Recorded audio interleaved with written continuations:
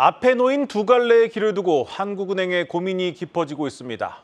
지난 수요일 있었던 한은 창립 74주년 기념사에서 이창용 한국은행 총재는 이 페스티나 렌테, 우리말로 천천히 서둘러야 한다는 이 라틴어 문구를 언급했습니다. 먼저 치고 나가기도 어렵지만 늦어서는 안 되는 금리 정책을 두고 고민하는 이 총재의 속내를 드러낸 것 같습니다. 하지만 이 부진한 내수로 인한 고통이 커지면서 최근 들어 한국은행의 선제적 금리 인하를 요구하는 목소리가 커지고 있습니다. 취재 기자와 자세히 분석해 보겠습니다. 경제부 김채영 기자 나왔습니다. 김 기자, 이 국책연구기관 KDI까지 나서서 금리를 내려야 한다고 주장을 하고 있는데 먼저 지금이 기준금리를 내려야 할 상황은 맞는 겁니까?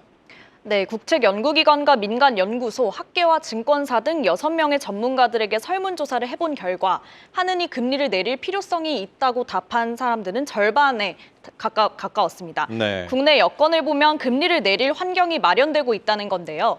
최근 물가 상승률이 2%대 후반으로 내려온 데다 경제의 뇌관으로 지목됐던 가계부채 비율도 하락세입니다. 한국은행의 최우선 목표인 물가 안정 측면에서 수요 측의 물가 상승 압력을 나타내는 지표인 근원 물가 상승률이 2%대까지 내려왔고 금융 안정 측면에서도 최근 GDP 대비 가계부채 비율도 2년 연속 떨어져 한은이 금리를 내려도 된다는 의견이 나옵니다. 또 국책연구기관 KDI는 최근 경기 상황을 봤을 때 수출이 좋아지면서 경기가 다소 개선되고는 있지만 고금리 탓에 내수가 여전히 부진하다고 진단했는데요. 내수와 수출의 온도차가 계속돼서 경기 회복 불씨가 약해질 수 있는 만큼 기준금리를 미국의 금리 인하와 관계없이 내려야 한다고 시사했습니다. 네, 분명히 내수 부진의 고통은 큰데 수출이 살아나면서 분명 경기는 회복이 되고 있습니다. 아직 물가도 확실히 잡히지 않았고요. 그런데도 한국은행이 선제적인 금리 인하에 나설 수는 있는 겁니까? 네, 아직은 금리 인하를 할 때가 아니라고 주장한 전문가들은 물가와 환율 등 불확실성이 아직 존재하는 상황에서 섣부른 금리 인하는 위험하다는 의견입니다. 네. 우선 한은 통화정책의 최우선 목표인 물가 안정 측면에서 근원 물가 상승률은 2% 초반대로 내려왔지만 소비자 물가 상승률의 경우 아직 변동성이 크다는 건데요. 농산물 가격 급등세가 계속되고 있고 석유류 물가 상승률도 안정세를 보이지 못하고 있어 잠재적 물가 상승 요인이 해소되지 않았다는 겁니다. 원달러 환율도 불안 요인입니다. 이란과 이스라엘의 갈등이 고조된 지난 4월에는 장중 1,400원까지 올랐던 환율이 이후 긴장이 누그러지면서 1,360원대까지 내려왔지만 최근 강달러 흐름이 거세지면서 1,370원대 후반에서 움직이고 있습니다. 이런 상황에서 금리를 인하하면 환율을 통해 수입 물가가 높아지고 이게 전체적인 물가를 높이는 방향으로 작용할 수 있다는 겁니다. 전문가 인터뷰 한번 들어보시죠. 물가가 불확실한 상황에서 경기가 안 좋을 것 같으니까 그냥 한번 내려보자. 둘 다 불확실한 상황에서 두 마리를 다 잡겠다고 하는 거거든요. 물가에 대한 어떤 그 확신이 있어야 되고, 그리고 이제 미국 쪽에서의 어떤 사인이라든지 이런 게 있어가지고 우리가 내려도 환율이 그렇게 크게 변화가 없을 거다라는 그런 게 있어야 우리도 내릴 수 있는 거거든요.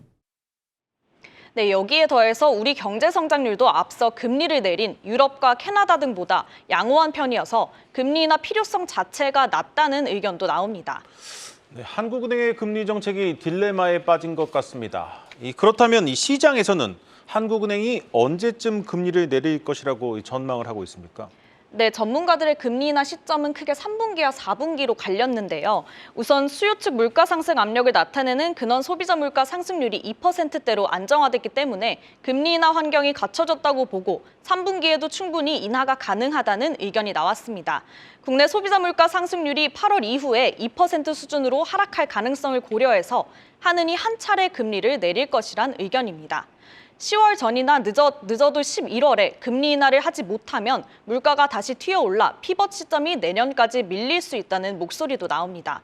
지금까지의 물가 궤적을 봤을 때 통상적으로 9월과 10월 정도의 물가가 저점에 위치하게 되고 계절적인 요인으로 11월과 12월을 포함해서 내년 1분기까지는 물가 상승률이 2% 아래로 내려가기가 어려워서 10월 내외, 늦어도 11월에는 금리 인하를 해야 한다는 겁니다.